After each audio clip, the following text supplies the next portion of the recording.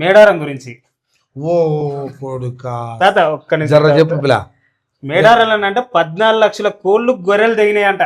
14 లక్షలు. మేడారం మహాజాతరలో మద్యం మాంసానికే 350 కోట్ల మేర ఖర్చు. బెల్లం కొబ్బరికాయలు చీర సార్లకు 25 కోట్లు ఖర్చు.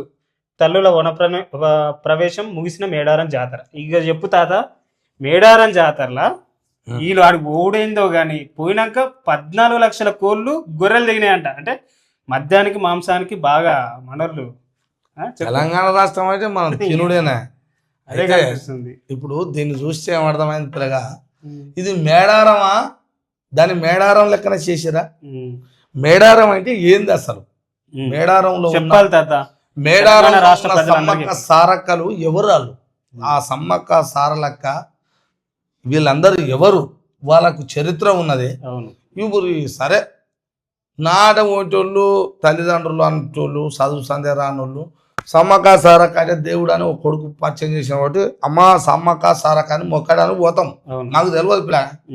మరి మీలాంటి వాళ్ళు ఇది రాష్ట్రం అంతా మొత్తం పక్కన వలిగిందటగా మీరు చదివితే. మొత్తం చెప్పినట్టగా పిల్ల ఒక్కొక్కటి చదివి. మరి చరిత్ర చదివి ఏం చెప్పారు?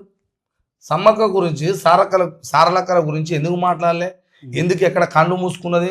ఈ దొంగలు ఈ రాజ్యాన్ని ఏలేటోడు ఎటువైపు తిప్పుకపోతున్నాడు, దీన్ని ఎటువైపు మలుస్తున్నాడు?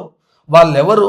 ఒకప్పుడు ఈ రాజ్యాన్ని పరిపాలించిన రారాజు బిడ్డలాళ్ళు, అవునా కదా, వీర వనితలు. వాళ్ళు యుద్ధం చేసారు, కాకతీయుల మీద యుద్ధం చేసి ఒక్కొక్క నా కొడుకును వేటాడారు.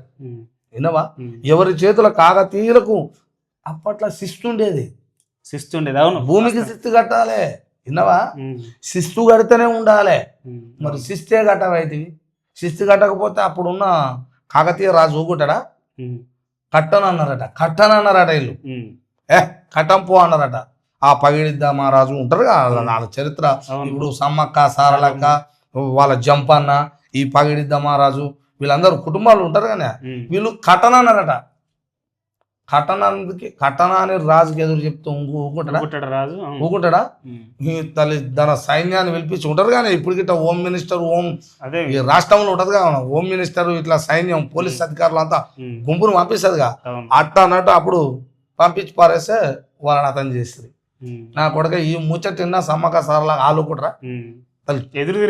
ఎదురు తిరిగి కాదు కొడుకులను ఎవడైనా కూర్చున్నాడు ఊకుంటాడా? దండించుకుంటా వాళ్ళు వచ్చారు, ఆమె ఏం ఊకోలే. కానీ మన దేశం ఎప్పుడు అదే కదా. ఇప్పుడు ఏమో సక్కమా? ఎదురుంగి వచ్చి దాడి చేస్తారు. ఎవడన్నా కొడుకు ఎదురుంగి వచ్చి దాడి చేసేటోడు ఉండా? దొంగ దెబ్బ తీసేదనా? వెనకంగా ఎన్నుపోటేనా? చరిత్ర కానీ చూస్తే రాజుల కానీ చరిత్ర దేవుళ్ళ కానీ చూసినా వెనకకెళ్ళేనా? ముందరికెళ్ళి వచ్చిన కొడుకు ఎవడరా? ఎవడని ఉండా? ఇప్పుడు సమ్మక్క సారక్క ఆలని కూడా అట్టనే వెనకంగా వచ్చి ఎన్నుపోటు పొడిచి చంపిన వాళ్ళే. అలాంటి వీర వనితలను ఆ వీరులను తలుచుకొని రాజ్యం తెచ్చుకోవాలరా. మన రాజ్యం రా, మన కోసం ఆనాడు పోరాటం చేసిన మనుషులు రా. వాళ్ళు మొక్కొచ్చు, ఒక దండం అట్లా పెట్టుకోవచ్చు, కానీ దేవతలుగా చేస్తుంది. మరి ఆడికి వచ్చిన 1 2 కోట్లు కాదు 10 కోట్లు అనుకుందామా, 10 లక్షలు అనుకో, ఎన్నో లెక్కలేనని కోట్లు. అంత జనాభా పోతుంది ఆడ ఉంటలేదనుకో, ఉంటుంది. పోతున్న జనం అంతా ఒక్కసారి కన్ను ఎర్ర చేస్తే వాళ్ళు తెలుసుకున్న వాళ్ళు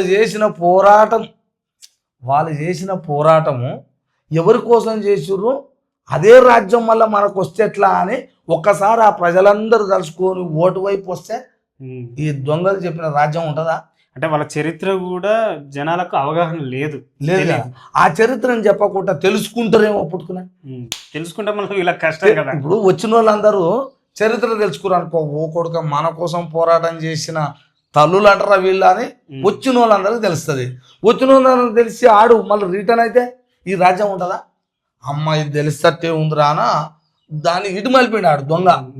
ఎవడో ఆ దొంగ ఏం చేసిండు, దేవుళ్ళు సమ్మక్క సారల కాడికి పోతే దండం పెట్టుకోవాలి, పిల్లలు పుడతారు, ఇక సకలం మనం అనుకునేవన్నీ కోరుకుంటాయి కలుగుతాయి అని ఇటు మలిపోయాడు. బెల్లం దేవాలయ సమ్మక్క సారక్క నాటు ఒకటి చెప్తే నమ్మనానే నమ్ముతా. నేను పోయినా ఇంత బెల్లం గడ్డ తీసుకొని పోయి పెట్టినా మొక్కిన. సరే నా మొక్కు తీరదా పక్కకి పెడదాం, నేను ఎవరిని కాదు పోయిన వాళ్ళు అందరూ పోదాం. మొక్కిరు. ఆ బెల్లం అన్న చూసినవా? నేను ఒకసారి 9 రోజులు ఉండి వచ్చిన పిల్లగా, ఇప్పుడు కాదు స్టార్టింగ్ లా 2009 అప్పుడు అయితే 9 రోజులు అలానే ఉండి వచ్చిన ఆడ 9 రోజులు నిద్ర చేసిన అక్కడనే ఉన్నా, మన పెద్ద వ్యవస్థ ఉండే అప్పుడు ఇక అలా ఉన్నా. అయితే ఆడికి వచ్చే బంగారం అనే పేరు, బంగారం బెల్లం పేరు బంగారం. అమ్మకు బంగారం అప్ప చెప్పాలా అంటారు. ఆ బంగారం నా కళ్ళతో చూసిన. కొన్ని లారీలు వెనకంగా నిండిపోతున్నాయి, లారీలు వెనకంగా నిండిపోతున్నాయి. వచ్చిన బెల్లం అంతా ఏదో తుంటలు ఓడు అడిగినోనికి గిట్టి ఇసిరేస్తారు అంతే. కథమయ అంతా గడ్డలు గడ్డలు పోతానే ఉంది. ఈడాగా పోయి మళ్ళీ ఈడాంగా వస్తుంది, ఇట్లా పోతుంది. మరి ఎటకెళ్ళి వస్తుందో తెలుస్తలేదు. మొత్తం మీద బిల్లలు పోతుంది. కొబ్బరి చిప్పలు ఉన్నాయా, అవి లారీలు పోతూనే ఉన్నాయి నింపుకొని. ఎటు పోతే అదే కావాలా, ఎక్కడ పోతున్నాయి, ఎవడు తరలిస్తుడో కావాలగా. సమ్మక్క సార్లక్క కాడికి పోయి మొక్కినము, పేద ప్రజలు మా బాధలు గాథలు తీరుతాయి అన్నాం. వాళ్ళని దేవతలను చేసేసినాం, ఇక తప్పదిగా. ఇటు అన్నం మొక్కినాం, ఓకే మీరన్న దానికే మొక్కినాం. దీని వెనుక ఉన్న గుట్టు రట్టు మొత్తం ఇటువైపు మలిపారు మమ్మల్ని, మా దృష్టి మొత్తం మలిపారు. మలిపినాం ఓకే, తెచ్చినాం ఓకే, మొక్కినాం ఓకే. ఇదంతా ఆ బంగారం పేరుతో ఉన్న బెల్లము, కొబ్బరి, ఇదంతా లారీలు అలా తరలిస్తుంది. ఇదంతా ఎక్కడ పోతుంది, దానికి వచ్చేంత డబ్బు ఏడికి చేరుతుంది. ఈ దొంగల పేరు ఎవడని చెప్పిండా? రోడ్లు లే, నీళ్ళు దొరకలే, కొట్టిరు పోలీసులు, కొడితే ఏళ్ళు వలిగినాయి అందులో. అవునా? ఏముందిరా ఇది? సమ్మక్క సార్లక్క అంటే జాతర అయ్యింది, అది జాతర అట. దాని పేరు జాతర పెట్టిరు. ఎవరి కోసం రాది? ఎక్కడ తిప్పారు, ఎటువైపు తిప్పారు, ఏం నాశనం చేసారు? ఇప్పుడు ప్రజలను ఇబ్బందులు పెట్టి నీళ్లు లేక, నిప్పులు లేక, బస్సులు లేక, ఏదిరా టికెట్లు వేసి ఊరికనే బస్ ఫ్రీ అంటివి. ఇప్పుడు బస్సులు ఎందుకు పెట్టారు చెప్పు నాకు? బస్ ఫ్రీ అన్నవుగా, మగోళ్ళకు ఆడోళ్ళకు ఫ్రీ అంటే మగోళ్ళకు డబల్ చేస్తేవి. డబల్ చేసిన సంగతి మనకు తెలుస్తా, పాడుగా మనం సోయిలేని వాళ్ళం అయితే మా పటాన్ని నిలబడి ఇచ్చిపోతాం. ఆయనకి ఇచ్చి ఇట్లా నిలబడాలా బస్సులా.